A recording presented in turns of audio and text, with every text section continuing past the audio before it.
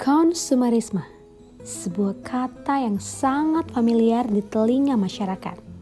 Dapat kita jumpai banyak sekali papan iklan di kiri dan kanan jalan, mengisi ruang serta celah kota dengan satu tujuan, menuntun tangan yang kita miliki untuk masuk ke kantong, mengambil dompet, dan mengeluarkan uang untuk ditukar dengan barang yang kita inginkan. Sebenarnya apa itu konsumerisme?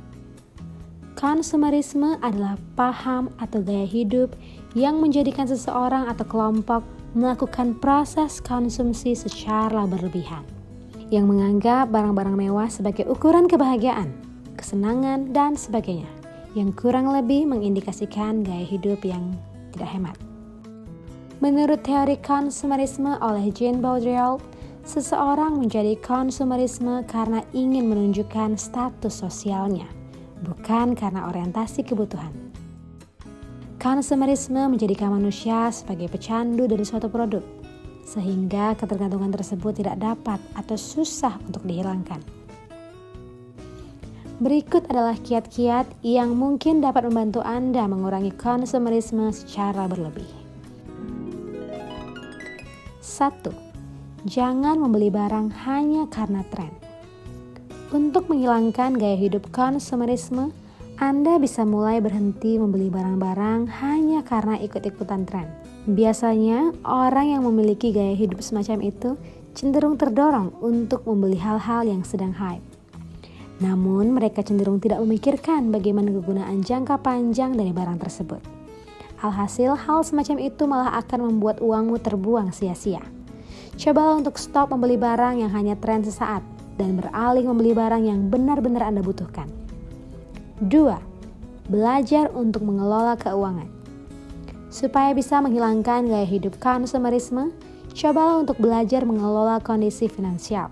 Terkadang orang-orang yang sudah terbiasa mengatur kondisi finansialnya akan berpikir dua kali jika ingin membeli barang-barang yang tidak terlalu penting. Hal tersebut terjadi karena kita sudah mengetahui bagaimana arus finansial untuk beberapa waktu ke depan. Jika membeli barang-barang mewah, maka Anda pasti akan sadar bahwa hal tersebut akan berdampak buruk bagi kondisi keuangan Anda di akhir bulan. 3. Beli barang yang sifatnya awet. Untuk mencegah perilaku konsumerisme, mulai sekarang cobalah untuk membeli barang yang sifatnya long lasting. Hal tersebut dapat membuat Anda lebih bijak sebelum memutuskan membeli barang.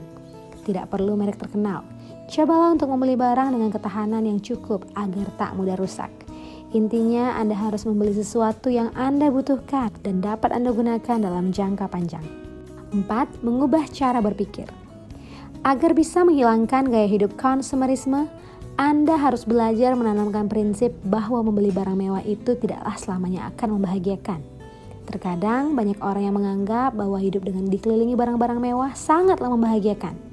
Namun hal semacam itu tidak berlaku jika kamu memiliki kondisi keuangan yang pas-pasan. Dengan kata lain, gaya hidup konsumerisme hanya akan menimbulkan kesenangan sesaat. Tentu saja, barang yang kita kini telah miliki bisa saja telah kita idamkan sejak lama. Atau bahkan kita sudah melakukan banyak pengorbanan untuk memperolehnya. Namun, apakah itu semua menjamin kebahagiaan yang kita peroleh?